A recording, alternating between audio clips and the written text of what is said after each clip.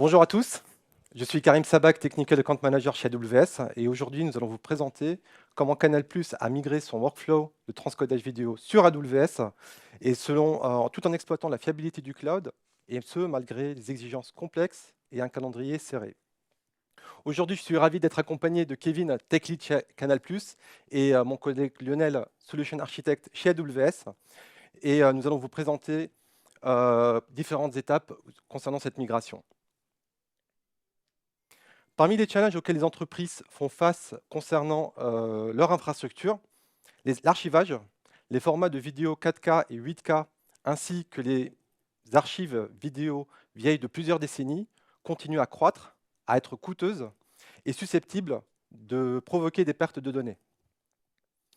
La distribution, avec la distribution internationale, elle ne se limite pas uniquement par la traduction de données, mais notamment le suivi des métadonnées et des droits pour pouvoir distribuer le contenu dans le monde entier. Ensuite, la durabilité. Les entreprises médias cherchent à rendre leurs activités plus durables et plus efficaces.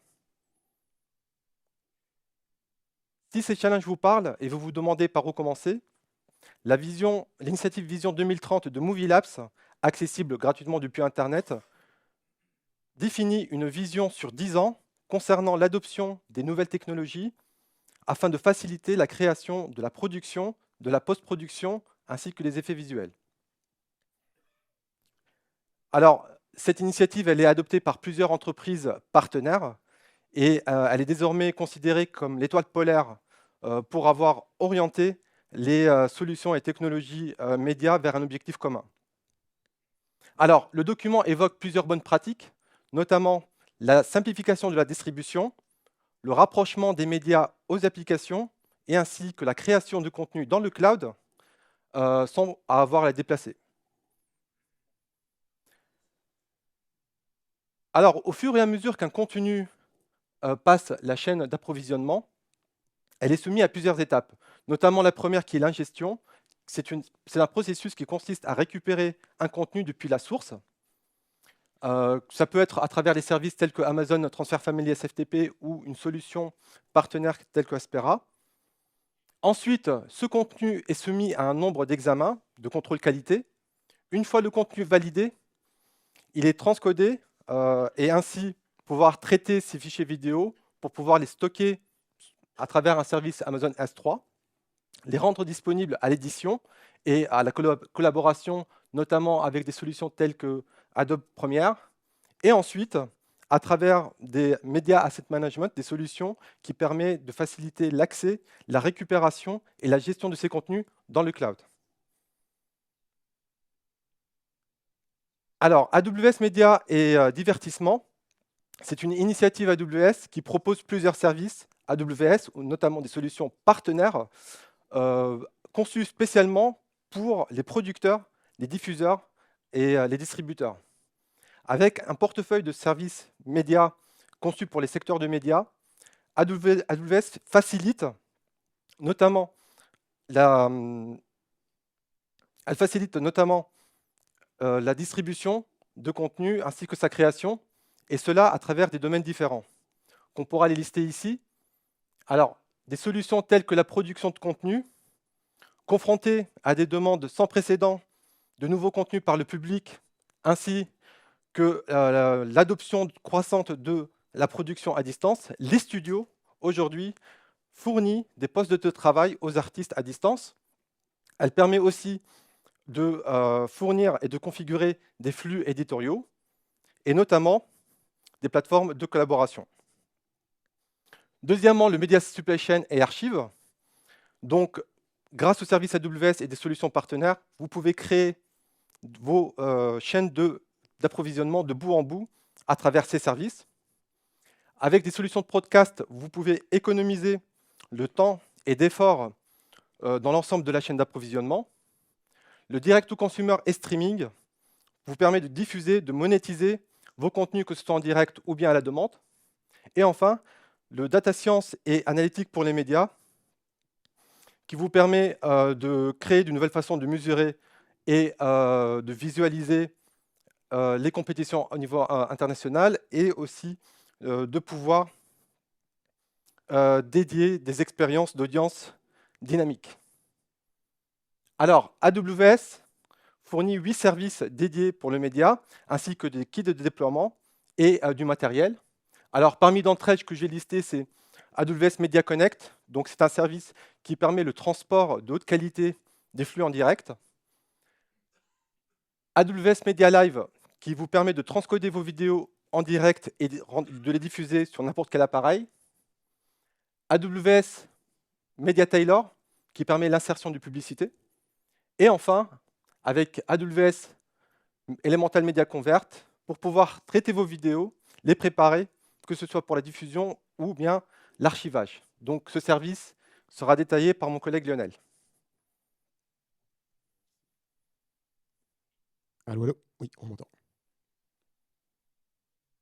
Alors, effectivement, on a fait un petit aperçu des services médias, en tout cas dédiés pour l'environnement des médias.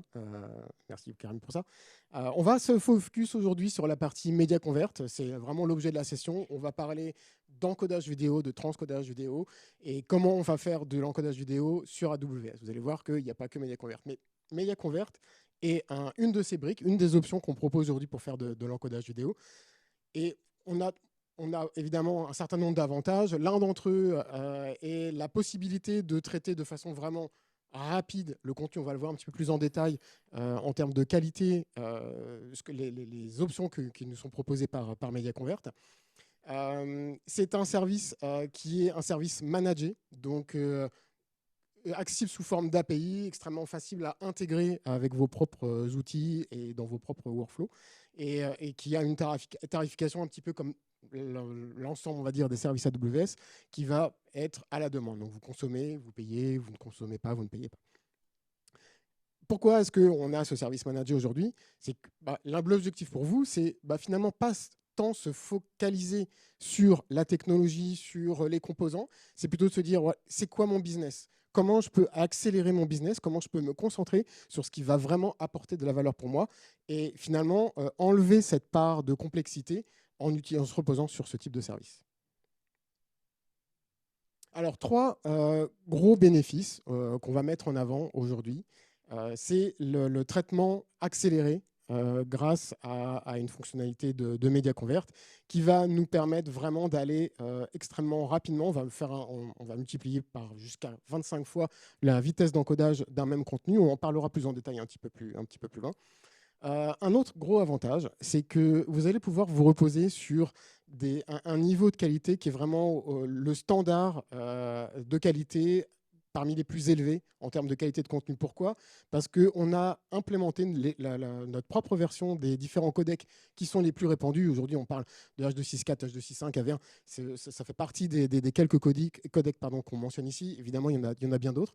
Et ça nous permet aujourd'hui finalement d'ouvrir des possibilités en termes d'innovation parce qu'on a le contrôle absolu sur comment on va traiter ces contenus. Et enfin, le dernier point, ça va être évidemment la partie coût. Vous avez un petit catalogue, vous avez un énorme catalogue, évidemment, vous n'allez pas utiliser la plateforme de la même façon. Avec un petit catalogue, vous allez utiliser la formule à la demande et vous allez payer vraiment ce que vous allez utiliser. Maintenant, vous êtes un grand acteur des médias, vous avez un très gros catalogue à préparer.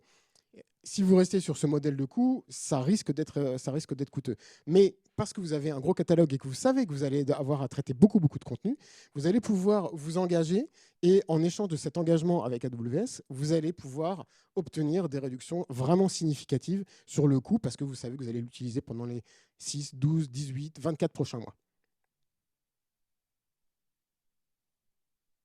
Alors, on va parler des partenaires parce qu'aujourd'hui, l'environnement des médias sans les partenaires, c'est extrêmement complexe. Pourquoi? Parce que d'abord, vous avez la plupart du temps des partenaires avec lesquels vous avez l'habitude de travailler. Ces partenaires, vous avez investi, que ce soit financièrement parce que vous avez peut-être des licences, parce que vous avez de l'expertise. Et cet investissement, du coup, il se retrouve au niveau humain parce que vous avez formé ces gens sur des solutions partenaires que vous utilisez au quotidien.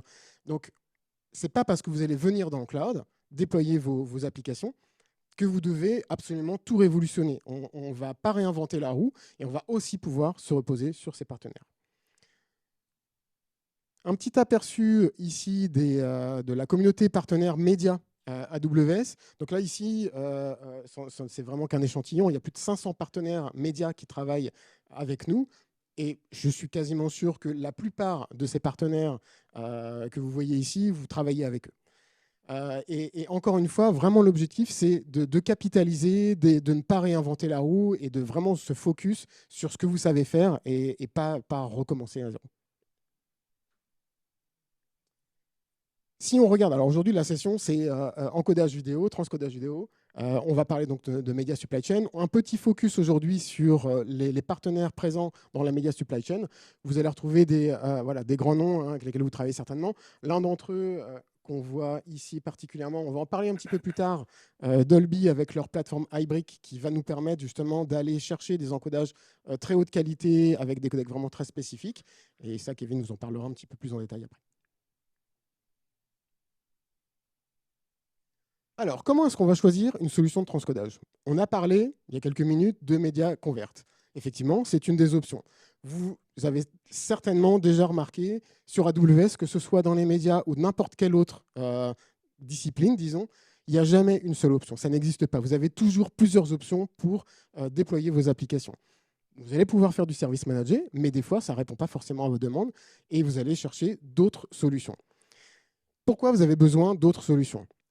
Vous avez besoin d'autres solutions parce que vous avez besoin d'aller plus vite. Vous avez besoin d'aller chercher des fonctionnalités qui ne sont pas forcément disponibles. Donc, typiquement, si on parle de transcodage accéléré, on va parler d'un concept qui s'appelle le split and merge. Le split and merge, ça consiste en quoi? Ça consiste en découper notre fichier source en tout petits morceaux et distribuer l'encodage auprès de plusieurs encodeurs. Et c'est là que la puissance du cloud devient vraiment intéressante. Parce que si on la combine avec des solutions comme Amazon EC2 Spot. Donc EC2 Spot, pour ceux qui ne connaissent pas, c'est la capacité, on va dire, en attente disponible dans nos infrastructures, qui est mise à votre disposition en échange d'un discount qui va jusqu'à 90%. Donc, en termes de coût, c'est extrêmement intéressant de se reposer sur ces infrastructures-là. Et ça nous permet, si on va faire du split and merge, d'utiliser potentiellement toute la capacité disponible dans une région, dans une zone de disponibilité, de faire du multi-région et d'aller vraiment chercher la capacité où elle se trouve. Et encore une fois, voilà, on va pouvoir accélérer énormément nos encodages. Alors, pourquoi est-ce que nos clients aujourd'hui travaillent avec AWS dans l'environnement des médias?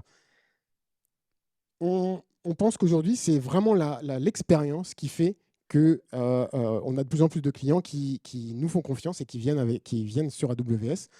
Pourquoi? Parce qu'on voit que ces clients, ils ne sont pas juste là pour faire de l'expérimentation, tester des petites choses sur des petits tests, des petits projets.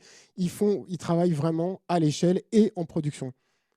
Aujourd'hui, nos clients déploient leurs applications critiques dans les environnements AWS parce qu'ils ont confiance en la plateforme et parce qu'ils savent qu'on va pouvoir les accompagner et on va pouvoir les accompagner aussi bien parce qu'ils sont déjà très gros, mais aussi parce qu'ils vont grossir, ils savent qu'ils peuvent grossir avec nous parce qu'ils vont pouvoir se scaler, mettre leur application à l'échelle avec l'infrastructure AWS.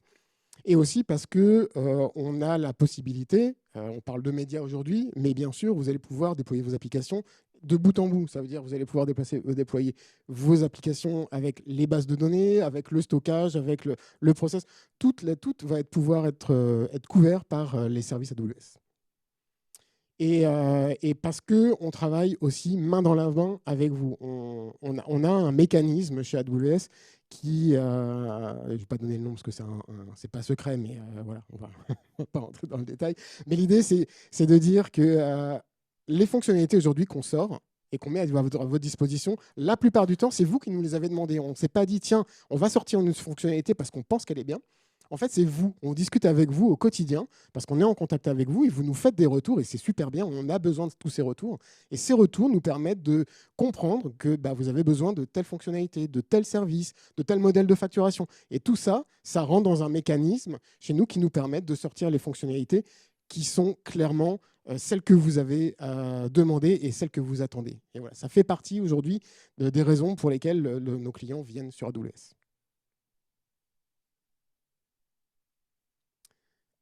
Alors, On vient de dire, hein, on vient de parler un petit peu des clients. On va faire aujourd'hui un focus sur un client en particulier. Mais comme vous voyez ici, on a beaucoup de clients dans l'univers des médias qui nous font confiance, hein, que ce soit des petits, des gros. Vous voyez des très gros ici. Bon, c'est la Doulas Paris, Summit Paris. On va parler un petit peu des clients français.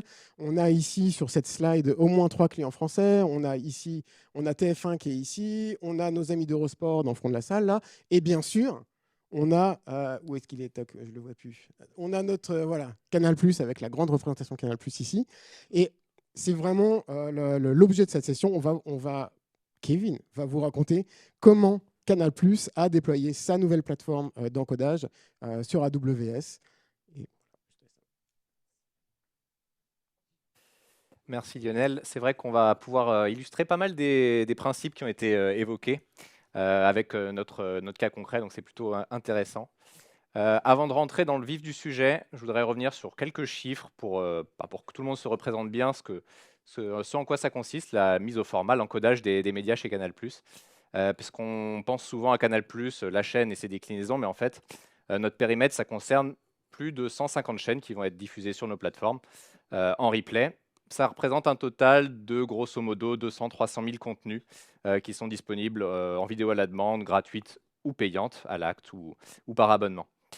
Tous ces contenus vont être disponibles sur tout un ensemble de terminaux, que ce soit bien évidemment les décodeurs Canal+, mais aussi les applications mobiles, les portails web, les décodeurs et les box de nos partenaires fournisseurs d'accès à Internet. Tout un tas de terminaux qu'il va falloir adresser. Et toute cette charge, tous ces contenus, ça représente en pic d'utilisation les soirs de gros événements, plusieurs millions d'utilisateurs simultanés, ce qui est assez important. Une autre donnée qui est importante, c'est que ça fait pas mal d'années maintenant que ce métier existe chez Canal+, que la vidéo à la demande existe chez Canal+. Près de 15 ans maintenant, et au fil de ces années, et au fil des terminaux qu'on a été amené à adresser, on a accumulé toute une variété de formats de distribution. Alors ici, c'est les 4 principaux formats qu'on adresse. Vous avez le HLS en premier qui, lui, va servir à la lecture des contenus sur les terminaux plutôt de type Apple. Le Dash qui, lui, va servir aux terminaux web, aux sites web, aux applications mobiles, aux consoles de jeux, par exemple. Et vous retrouvez plutôt à droite des formats un peu plus anciens qui, eux, qui vont servir à la consommation sur les anciennes téléconnectées ou bien sur des box FAI qui utilisent leur propre réseau managé. C'est le cas notamment pour le dernier format MPEG TS. Et au sein de tous ces formats, on va retrouver toute une variété de codecs dont on parlait tout à l'heure, que ce soit des codecs vidéo, des codecs audio, ou bien des formats de sous-titres, des infos de couleur. Donc ce qu'il faut retenir de tous ces chiffres, de toutes ces informations, c'est qu'à partir d'une source vidéo qui va nous être fournie par un éditeur de contenu, on va produire en moyenne 11 déclinaisons pour les différents formats, et ça va être distribué en moyenne 13 fois là aussi pour la lecture sur les différents portails. Comment on s'acquitte de cette tâche? Jusqu'à l'année dernière, on utilisait une plateforme qui était exploitée par un partenaire de Canal+.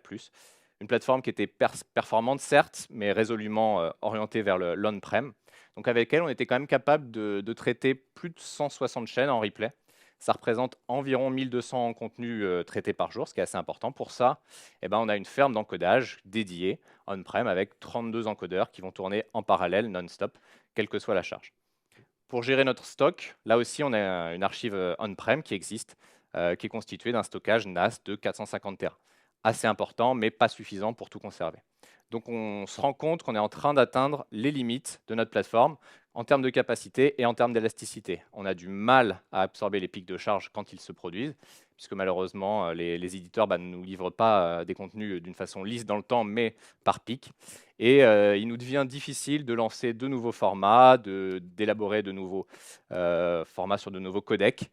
La majorité de nos chaînes se limite à la basse définition, et le point le plus important, on se limite au territoire francophone uniquement, ce qui n'est pas la volonté de Canal dans les années à venir. C'est dans ce cadre-là qu'en 2020, fin 2020, on débute la conception du nouveau projet qui a pour nom de code Wally, sur lequel je travaille depuis le lancement en tant que lead tech. Ce projet, on l'a construit autour de 3 axes principaux. Le premier, c'est d'être cloud native, c'est un peu le sujet du jour. Donc, tirer au maximum parti des capacités du cloud, tout containeriser pour pouvoir se déployer facilement dans toutes les technologies cloud que l'on connaît, et aussi choisir des solutions d'encodage qui elles-mêmes sont cloud natives et supportent le lancement dans un environnement cloud. On l'a également construite pour être élastique et résiliente, pour absorber nos fameux pics de charge qui nous causent du souci jusqu'à présent, et résiliente pour être tolérante aux pannes, pour pouvoir délivrer les contenus de façon la plus optimale, la plus rapide et la plus performante.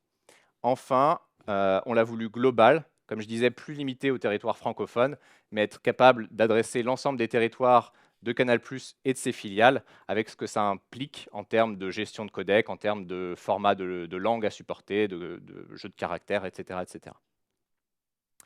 Comment elle est construite, comment elle est conçue? C'est assez simple, en fait. À la réception d'un média que va nous fournir un éditeur de contenu, plus souvent une vidéo, une piste audio, on va aller construire toute une arborescence de tâches, le plus granulaire possible, le plus atomique possible. Et pour chacune d'entre elles, on va aller choisir la solution la plus adaptée à notre besoin. Pour certains encodages, on va utiliser MediaConvert pour sa rapidité, pour sa performance, pour sa qualité. Pour d'autres, on va aller utiliser une autre solution partenaire, Dolby Hybrid, qu'on évoquait tout à l'heure. Pour d'autres encore, on va aller faire nos propres développements pour implémenter nos codecs, nos spécificités canal, ou utiliser des solutions open source pour des formats qui sont largement utilisés, largement disponibles. Toutes ces tâches vont aller s'enchaîner, se combiner pour produire au final les différents formats dont je parlais tout à l'heure qui vont être consommés sur l'ensemble de nos terminaux. Au-dessus de toute cette arborescence, pour piloter tous ces processus, on a développé toute une série de services, de microservices qui vont aller gérer les différents process des workflows, piloter l'orchestration, mettre à jour les interfaces graphiques de suivi, faire le reporting, etc., etc. Maintenant, comment on l'a construite en termes d'architecture? Je rentre un peu dans la partie technique. Lors de la réception d'un contenu, donc un éditeur de contenu va nous pousser un contenu sur un bucket S3 que vous voyez en haut à gauche de l'image. On va tirer parti de toutes les possibilités, toute la flexibilité que va nous offrir le service IAM pour gérer les permissions sur le contenu, sur ce bucket, pour garantir que seules les personnes ou les services qui ont besoin d'accéder au contenu puissent le faire et personne d'autre. À partir de là, toute notre plateforme prend la main, elle tourne dans un cluster Amazon EKS qui est hébergé dans nos infrastructures. Et ces services qui sont hébergés dans EKS vont aller piloter nos différentes solutions d'encodage, nos différents process, que ce soit Elemental Media Convert ou une ferme d'encodage Dolby Hybrid qui, elle aussi, est hébergée chez nous. J'y reviendrai tout à l'heure. Les solutions d'encodage, qu'elles soient partenaires ou développés en interne, vont aller produire des assets qui vont être disponibles sur un bucket S3, là aussi dédié. Là aussi, on va gérer des permissions assez fines via IAM pour garantir la sécurisation des données. Une fois que tous ces process se sont enchaînés, on va aller distribuer nos contenus. C'est l'étape de provisioning qu'on retrouve, soit sur des CDN pour la lecture des contenus sur le web en général, soit chez nos partenaires fournisseurs d'accès à Internet pour la distribution des fichiers sur leur réseau managé. Je vais faire un petit focus sur la construction de l'architecture réseau de notre plateforme.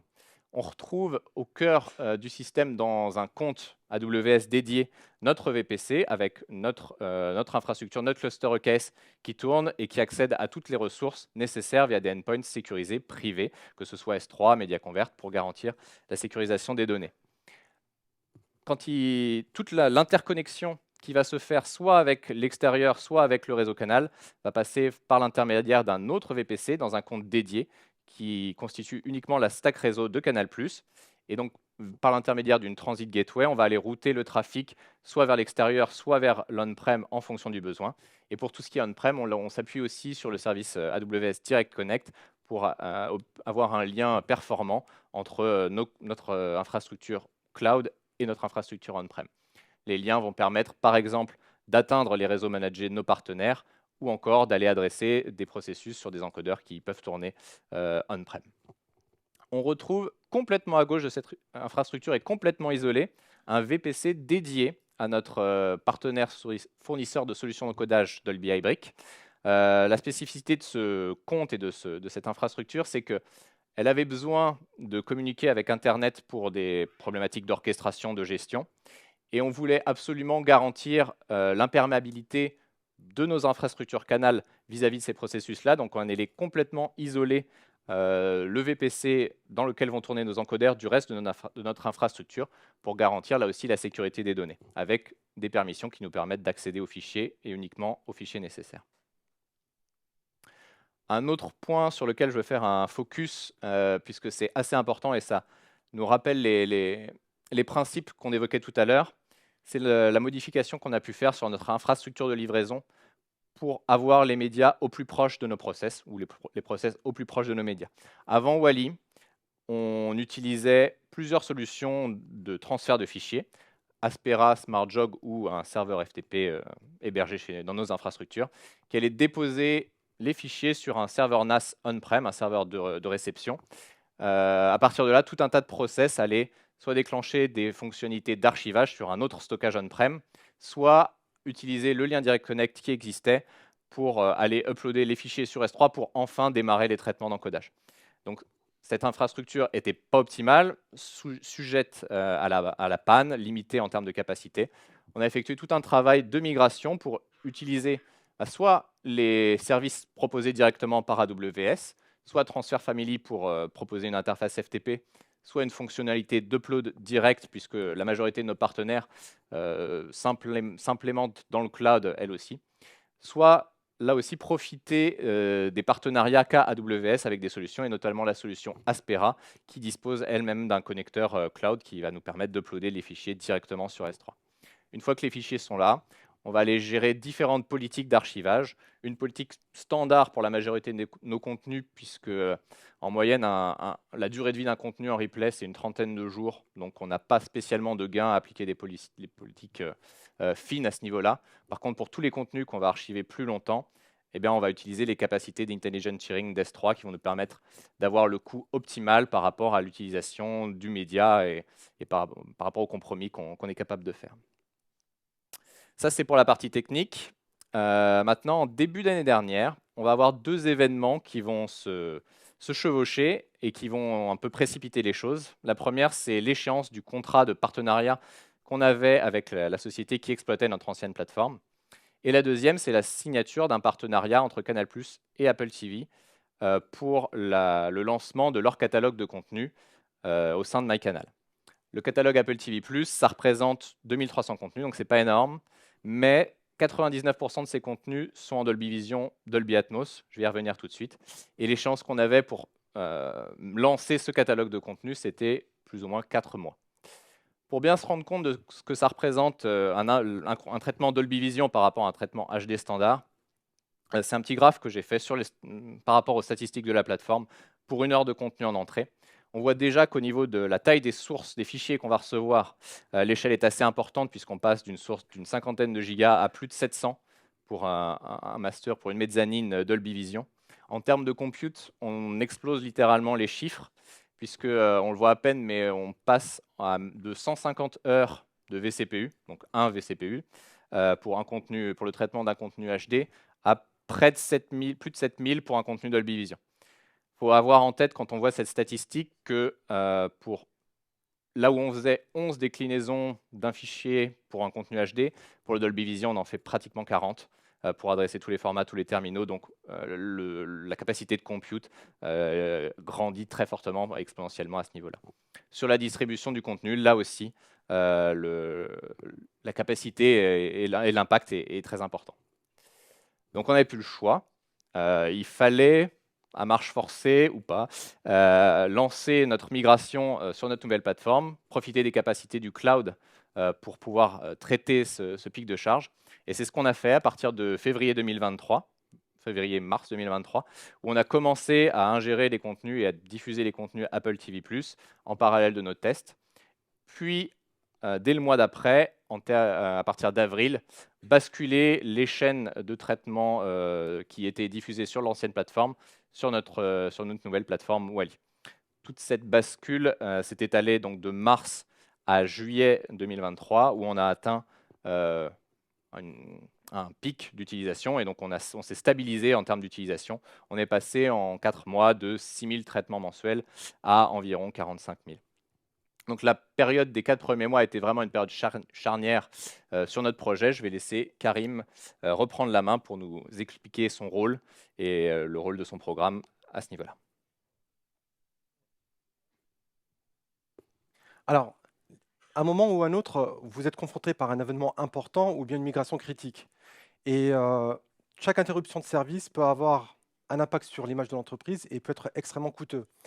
Et pour cela, AWS peut vous accompagner et vous accompagne pour pouvoir sécuriser ces événements et ainsi réduire les risques pour pouvoir atteindre vos objectifs business.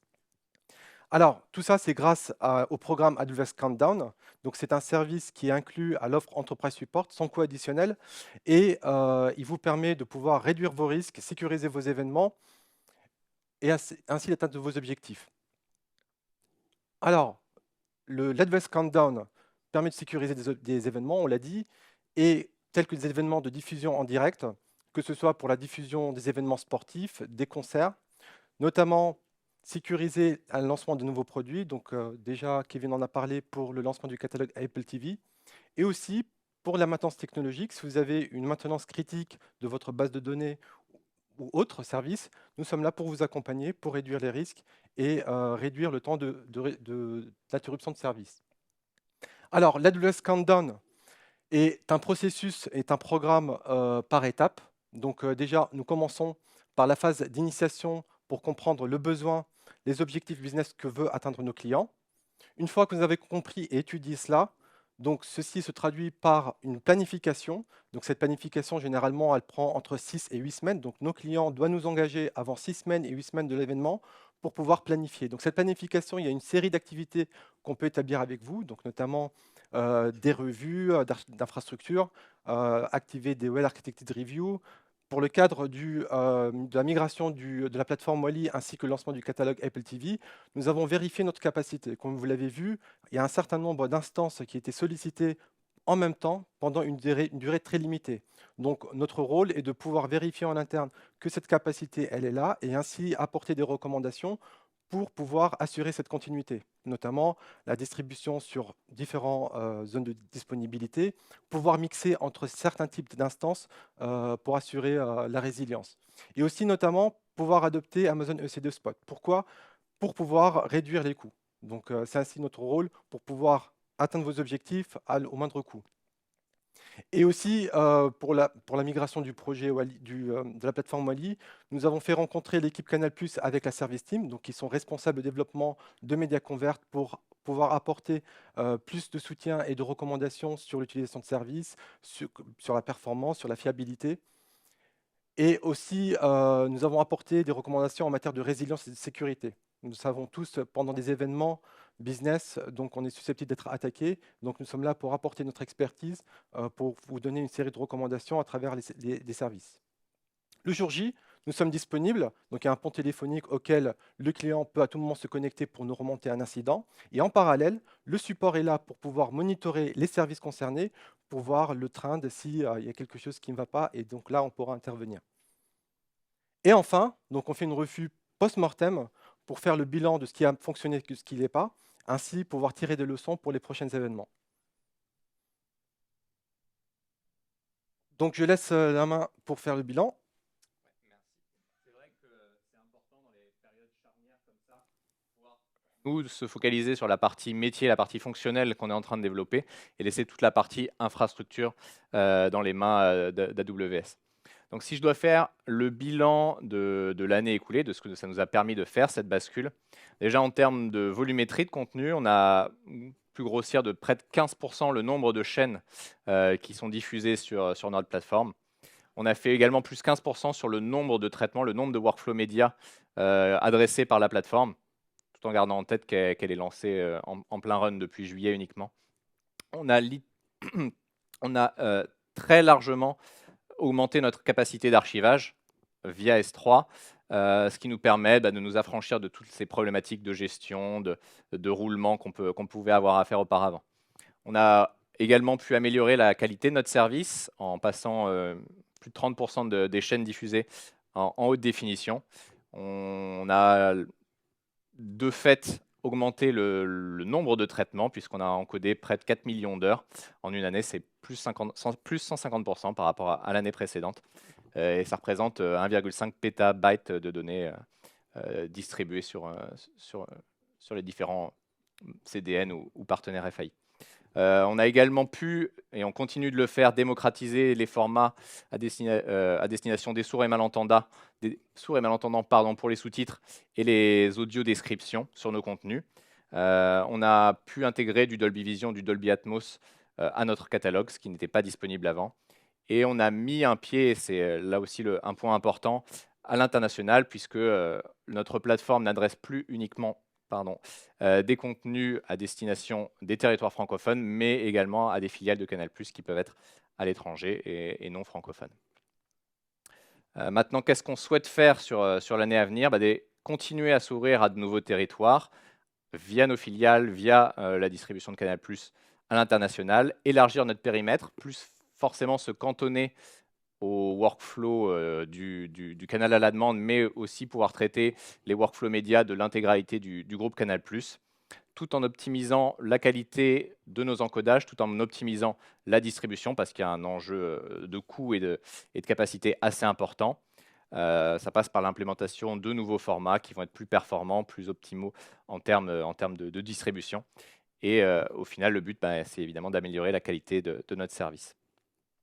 Si je devais faire un petit retour d'expérience de ce qui a bien fonctionné et ce qui a moins fonctionné au cours de cette période, ce qui a bien fonctionné, c'est d'une part le fait qu'on ait pu passer de 5 000 à 45 000 traitements mensuels en l'espace de 3 mois, sans incident lié à l'infrastructure, sans anomalie à ce niveau-là. Donc c'était une vraie réussite à ce titre. Au lancement, Karim en parlait, on a fait attention, on a utilisé le programme Countdown pour pouvoir s'assurer qu'on avait plus de 1000 instances EC2 qui pouvaient tourner en parallèle pour pouvoir absorber notre charge. Maintenant, c'est des pics qu'on atteint régulièrement sur notre plateforme. On est capable d'absorber les pics sans aucun problème. On n'a jamais d'incident à ce niveau-là. On est capable de jongler avec différents types d'instances, différentes localisations, pour pouvoir traiter tous ces contenus sans impact. Et ça passe, on le disait là encore, par l'utilisation maximale des capacités de ces deux spots qui nous ont permis, via l'utilisation de solutions résilientes, de diminuer nos coûts tout en pouvant fournir cette capacité de calcul hyper importante. Donc, ce qui a moins bien marché au final, c'est plus, de notre point de vue, le fait qu'on ait dû gérer en parallèle une migration technique et une migration fonctionnelle, le lancement d'un catalogue et une migration de plateforme de l'on-prem vers le cloud. Mais au final, ça a été une charge de travail supplémentaire. On a eu d'immédiats gains suite à ça. Donc, c'est un mal pour un bien au final. S'il fallait retenir 3 points de ce que je vous ai présenté sur notre infrastructure, c'est dans un premier temps de construire ces systèmes pour qu'ils soient résilients aux pannes, parce que quand on a un traitement de contenu qui nécessite 9000 heures de CPU, on ne peut pas se permettre qu'en fin de traitement, il y ait un problème réseau qui vienne nous impacter et qu'il faille tout recommencer. Donc construire les applications, designer les applications pour qu'elles soient résilientes aux pannes, pour qu'elles puissent s'adapter aux changements techniques, aux changements fonctionnels, sans cesse faire la veille pour déterminer les solutions les plus adaptées à chaque process de notre plateforme. Et enfin, garder la maîtrise des coûts techniques, des impacts techniques et financiers des traitements pour pouvoir passer de 1000 contenus, 1500 contenus à 45 000 en 3 mois. Il faut savoir combien va coûter un traitement pour pouvoir justifier et maintenir et garder la maîtrise de l'impact au cours du scaling.